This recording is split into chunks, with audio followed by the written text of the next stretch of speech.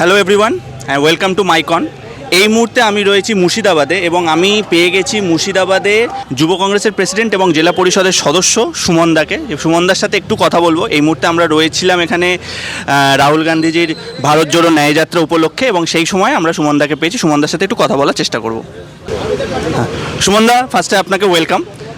হ্যাঁ সুমনদা, প্রথমে আমি যেটা জানতে চাইবো যে কার্যত আমরা আজকে দেখলাম মুর্শিদাবাদে রাহুলজির ন্যায়যাত্রা হলো এবং জনজোয়ার বললে বোধহয় কম হবে, মানে জনবিস্ফোরণ বলা যেতে পারে। আমরা তো সেটা ছিলাম এখানে এবং আমরা দেখেছি।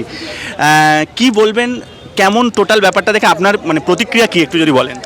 আজকে আমাদের মুর্শিদাবাদের মাটি প্রমাণ করে দিল যে বিজেপির যে সাম্প্রদায়িকতা এবং যে কারাপশান, সেই কারাপশানের বিরুদ্ধে এবং সাম্প্রদায়িকতার বিরুদ্ধে যদি লড়তে পারেন তিনি রাহুল গান্ধী।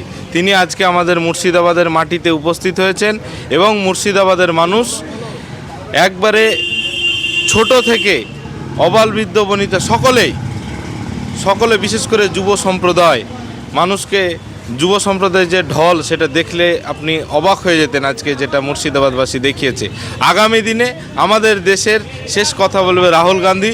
তিনি আমাদের নেক্সট প্রাইম মিনিস্টার। আমাদের রাহুল গান্ধী আশা, রাহুল গান্ধী আমাদের ভরসা। সুমনদা, একটা প্রশ্ন আপনাকে করবো, সেটা হচ্ছে যে মণিপুর থেকে যাত্রা শুরু হয়েছিল, আমরা দেখলাম আসামে যখন যাত্রা ঢুকলো তখন মানে প্রশাসনিকভাবে তাকে অসহযোগিতা করার একটা আমরা অভিযোগ পেয়েছি এবং সেটা আমরা দেখেছিলাম যে সেখানে হেমন্ত বিশ্ব শর্মা মুখ্যমন্ত্রী বিভিন্নভাবে সেখানে রাহুল গান্ধীকে মানে অসহযোগিতা করা হয়েছে। ওয়েস্ট বেঙ্গলেও আমরা কিছুটা সেরকম দেখলাম, ওনার গাড়িতে কাঁচ ভাঙা হয়, ইঁট পড়ে। এই যে কন্টিনিউয়াসলি অসহযোগিতাটা নিয়ে আপনি কি বলবেন? কোথাও কি আপনার মনে হচ্ছে শাসক দল, মানে সেটা কেন্দ্রের হোক বা রাজ্যের হোক, তারা ভয় পেয়েছে বলেই কন্টিনিউয়াসলি আটকানোর চেষ্টা করা হচ্ছে? 100 বার ভয় পেয়েছে। এই রাহুল গান্ধীকে মানুষ উষ্ণ অভ্যর্থনা জানাচ্ছে।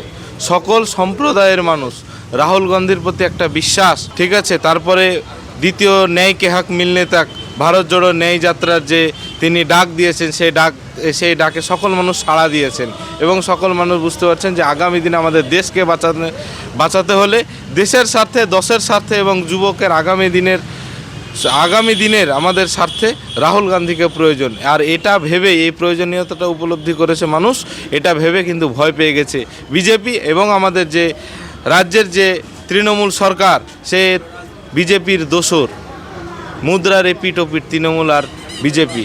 তাই ভয় পেয়ে গেছে। যেমন বিজেপি অসহযোগিতা করছে, ঠিক সেই রকম দিদিও ভয় পেয়ে গেছে। একটা শেষ প্রশ্ন করবো দাদা আপনাকে, সেটা হচ্ছে যে কতটা ইম্প্যাক্ট পড়বে 2024-এর লোকসভা ইলেকশনে এই ভারত জোড়ো ন্যায়যাত্রা বলে আপনি মনে করেন? ইম্প্যাক্ট পড়বে মানে কি, অলরেডি পড়ে গেছে। আপনারা তার উদাহরণ হিসেবে কর্ণাটককে দেখেছেন। এটা দ্বিতীয় রাউন্ডের ন্যায়যাত্রা।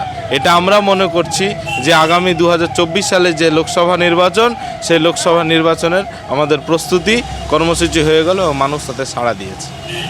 থ্যাংক ইউ দাদা, থ্যাংক ইউ। কথা বলছিলাম সুমনদার সাথে এবং আপনারা শুনলেন সুমনদার কথা।